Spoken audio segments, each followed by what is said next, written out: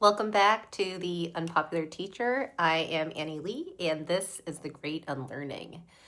This podcast is more than just a show. It's a living reflection of my own journey, the grueling, often very difficult and very ugly road to self-love in a world that is literally designed to make you hate yourself. Now, last week, we went pretty deep. We talked about how your soul speaks through your body and how emotions are actually just data points telling you that something is misaligned. We also looked at the nervous system and how living in a constant state of survival mode is a sign that you've abandoned your authentic self. We also talked about the tax of silence, how when the soul can't get your attention through a feeling, it starts shouting through your flesh, right? Things like shallow breathing, the tension headache that feels like a vice, digestive chaos, right? Irregular sleep. The list goes on and on. And I think that the soul is incredibly patient with us, with our bodies, right? At least. It gives us so many chances to fix ourselves, right? First, it sends a reaction, a spark or anger or a wave of sadness, and that's kind of like the first red flag. That's saying, hey, you need to check this out. Dig into this a little bit more. And then when we ignore that, it manifests as a deeper emotion. And then when we ignore that, it shows up as physical dis-ease. Now, today, we are going to zoom in. We're going to focus on the most primal, intimate ways that our souls show us misalignment. And that is food. All right, so let's get right into it. So food. Think about the very first way you learned what love felt like. For almost all of us, it was either a bottle or a breast. It was the warmth of being held while being fed. Food is our most primal form of consumption. In almost every culture, food is the hearth. It's the warmth. It's the grandmother's kitchen, right? So logically, we begin to see food as an external resource that can be consumed when we feel an internal lack of love. Now, I remember when I was younger, we would spend the summers at my maternal grandparents' home in Fort Lee. And my grandmother wasn't particularly an affectionate woman, but she did love us deeply, and she did take a huge part in raising us. And I'm not saying that she's like a bad person or a bad grandmother. That's not what I'm saying. It's just, for me, I felt like she was often melancholy or just like really sad. And I just remember that she would be nice in the beginning, but she did have a mean streak to her, right? And that was something that she had developed throughout her life from all of the abuse that she had endured without being able to speak up for herself or to be able to leave the situation, because that's what the times called for. And she has had her fair share of trauma in her life. And, looking back now, it was very clear how unhappy she was at times. But what I remember most, more than anything, is that even though she couldn't show her love and affection to us, through her actions, she showed us through her food, right? She would cook us amazing Korean dishes, and she was a fantastic cook. All of her food was always just so delicious. And I realized that food was her only way to truly communicate her love with me, but also all of our family members. And she would be triggered if we couldn't finish the food. Like, I distinctly remember times where she'd become stern and tell us to finish the food, or if she gave, if she was like, oh, eat this, you guys must be hungry, and we didn't want it, she took offense at that, right? Like, she had prepared this food for us. And I realize now that the reaction was because her own inner child felt rejected. If her love was her conveyance, if her food was her conveyance of love and we rejected her food, we were essentially rejecting her love. In fact, I can't recall any family function, any holiday, birthday, any celebration or gathering of any kind where my grandmother's food was not the center of the event. She would labor away for hours, preparing all sorts of dishes that were extremely complex for all of our family gatherings. And she reaped the joy from the full bellies and the smiling faces that she saw around the room. Now, our brains are creatures of habit, and they love systems. So when your brain feels a void, right? Maybe you feel lonely or small or rejected. It scans its library for love. And what does it find? Memories of family gatherings, celebrations, warmth. So it makes sense that when we're feeling grief or shame or insecurity, that we reach for that treat. Food is most of our comfort blanket. Giving yourself an ice cream after a bad day, just like a child. But here is the unpopular truth. We never stop to ask why we're having so many bad days. We don't question the trigger. We only criticize the act. We berate ourselves for lacking willpower or discipline.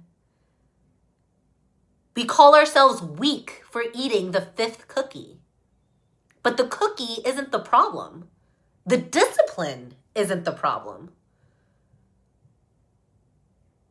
The problem is the hole in your soul that you're trying to plug with sugar and flour. If you really loved yourself, would you be screaming at yourself for needing comfort? Or would you rather be asking, what happened today that made me feel so unsafe that I had to hide in a bag of chips? Because that is where the real work begins. Always exploring why we do the things that we do. What is driving our action? Questioning all of our thought processes, I think, is one of the most useful tools as an adult. Now, I was always an extremely active child, a tomboy, if you will, right? And since I was a child, I always had a ravenous appetite. So over the years, as I became encouraged to be less active, to be less boyish, to stay more indoors, right? What happened? I stopped running around so much, but my appetite remained the same. So I started gaining weight around the 5th grade. And honestly, I wasn't even that heavy, to be honest, right? When I see pictures of myself back then, it's crazy to me. I really didn't look fat, but I was the largest daughter in my family.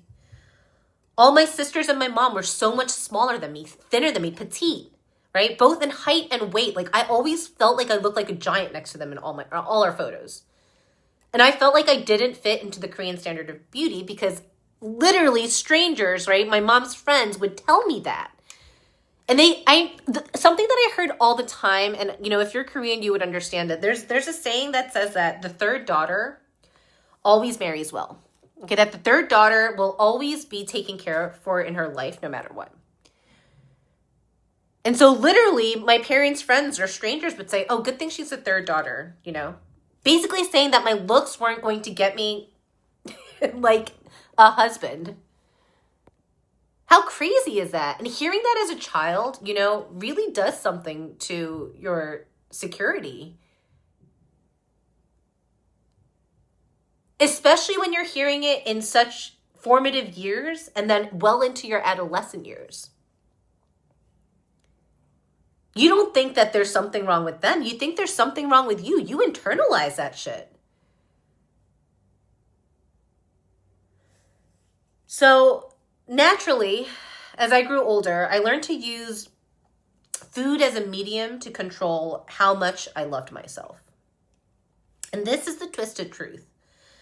When we love ourselves less, we either restrict or overindulge.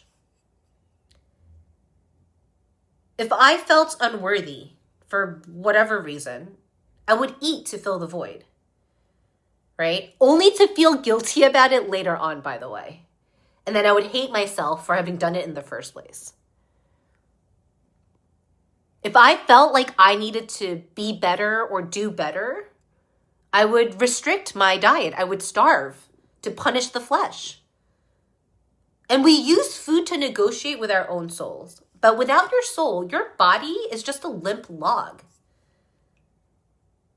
So if things aren't right in your external world, including your weight, including your eating habits, it's because the internal world is spiraling. Now, I want to talk about something else that most people ignore, and that is the energy of food. Now, calories are the literal energy, yes, but food is also the energy of the people who touched it, of the people who harvested it. Why do we love authentic cultural food? Because it's infused with history and care. I'm always encouraging people I know to cook at home, not because I'm worrying about their macros, right? Or what kind of seed oil they're using at the restaurant, but because of the infusion of intent. Like the other stuff obviously matters too, like where you eat, they should be sourcing, their ingredients from local places, right? As best as they can, depending on where you live, right? But I mean, like, when you have the ability to cook for yourself, you can ground yourself before you start cooking. You can bless the meal you are about to consume. You can say, this is going to nourish my mind, body, and soul. And that is why I say that cooking is an act of self-love. But look at what we do instead.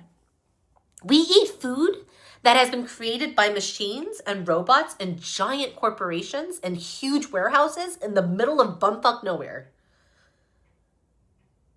We eat bioengineered ingredients designed in labs to bypass our fullness signals and keep us addicted and wanting to come back for more.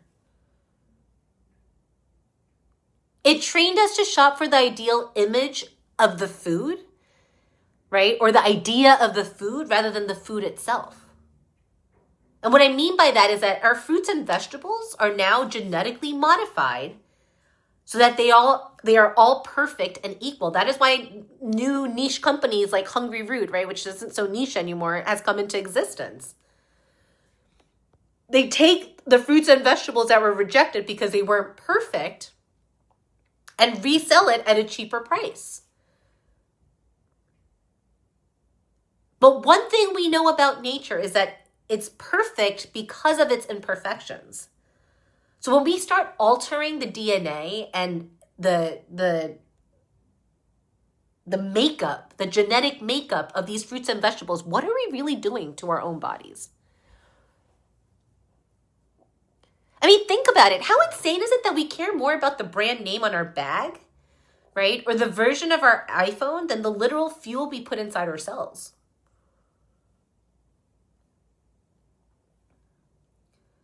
We're more concerned about who has the new Yves Saint Laurent bag or how much that Louis Vuitton bag cost. We care way more about what type of car people drive than the integrity of their character.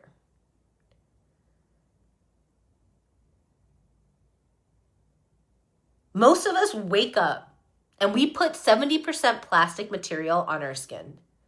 The largest organ of the body, by the way. I went shopping recently at Woodbury Commons. If anyone is from the greater New York area, y'all know it's a huge outlet, right? And they have a ton of stores. Now, I recently purged like maybe 4 or 5 shopping, like big garbage bags full of clothes from my closet, right? Anything that was 100% polyester, nylon, rayon, lycra, right? Any synthetic material, if it was 100% that and not mixed in with other natural material, I tossed it. And the whole point of this shopping trip was to buy things that were made with natural products like linen, cotton, right? Wool, cashmere, you get the idea, right? And I kid you not, it felt almost impossible to find things that were made out of 100% natural materials. And my friend and I, we went into like some nice stores. We weren't just shopping at The Gap or Banana Republic. This was like All Saints, Yves Saint Laurent, Armani, North Face, Saks Fifth Avenue. These were high-end stores, and I found like maybe 2 or 3 items that were made out of 100% natural materials. The other items I bought were like 60%, 70%, mostly natural materials, and other percents that were clearly just bioengineered synthetic materials, right? Made in the lab. This is also, by the way, why so many women have fertility issues. Because all these microplastics, right, that's in companies in like Shein and Temu use, those are all endocrine disruptors. So now every morning we're getting dressed in all of this plastic, especially the workout clothes, by the way, which exercise also makes our pores open up. And so we are absorbing those microplastics even faster, more easily. Now, after we get dressed in our plastic get-ups, right, we then pour lab-made syrup, because it's not real maple syrup, onto our extra added protein pancakes. And then we put bioengineered bacon into our systems. A few hours later, for a little pick-me-up, right, we drink a sugar-free drink that tastes like candy, but has 0 calories and no sugar. Which is crazy, by the way. Like, think about that. If it tastes like there's sugar in it, but there's no calories, and it has 0 grams of sugar, don't you think that's a little sus? Like, think about it for just a beat.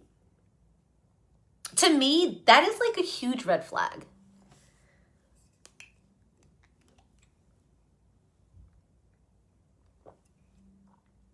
But we now live in this weird dystopia where everyone is trying to get all the pleasure of life with none of the consequences.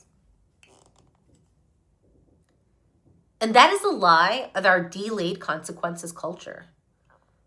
We think we're winning, right? But we're just building a dystopian reality inside our own arteries. There can't be all good and no bad. This is actually the universal law of polarity, right? The law of polarity, or the law of opposites in layman's terms, right, dictates that things all come in pairs, good or bad, hot or cold, up or down. You get the idea. It can't be perfect and good and roses and sunshine all the time. There has to be rain and bad days and imperfection. And it's not to keep us miserable, right? It's so that we can overcome and experience both the good days and the bad days equally with the same energy. Now, I'm digressing here, but, I'm just saying, like, as a culture in general, we really need to stop willfully and ignorantly accepting whatever trash these food companies decide they want to put inside of our bodies for the sake of maximizing their profits quarter to quarter, year over year.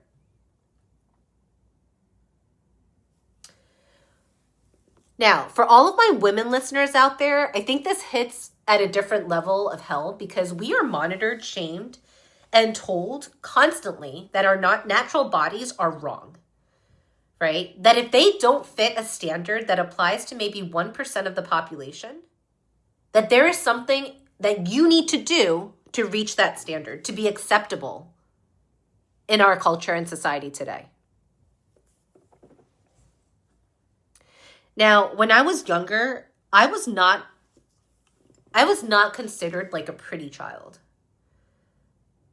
I was often labeled as the ugly duckling in my family, by family friends. I was bullied. No one ever hit on me in middle school or high school.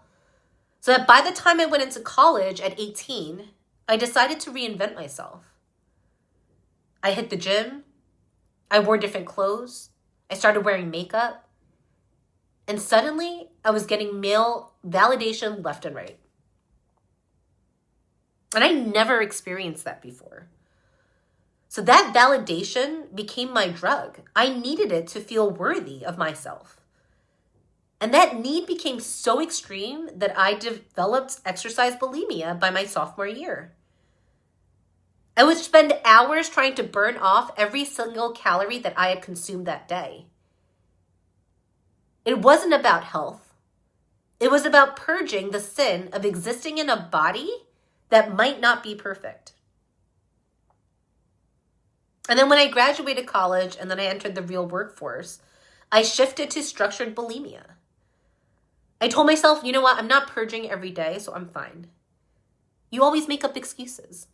Oh, I really only do it when I overindulge and I'm so full that I literally can't take it anymore. But it's just a different excuse, right? The root was all the same. The inner world was out of control, so I tried to control the entry and exit points of my body. Now, if you are using food to control your emotions, you are not embodying someone who loves themselves. I don't care if you're restricting food or if you're overeating food. Both are signs that you are not at home in your own skin. No amount of male validation will fill you up. No amount of comfort food will make you feel loved, and no amount of exercise and toning up and eating all the right calories is going to make you feel like you are worthy. Because love must radiate from within. Because if you can't even love yourself, how could you possibly expect anyone else to love you? For all of you, the good, the bad, every single pound.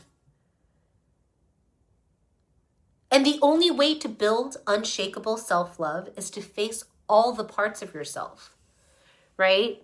The ugly duckling part, the giant, the perfectionist. Name them.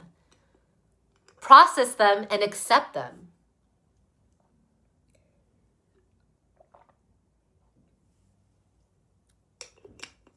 Remember that this entire journey is about remembering who you are, right?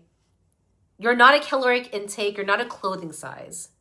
You are a soul in a vessel. Feed the vessel with love, and the soul will finally have the strength to speak. Thank you for being here today for the Great Unlearning. I'll see you all next week.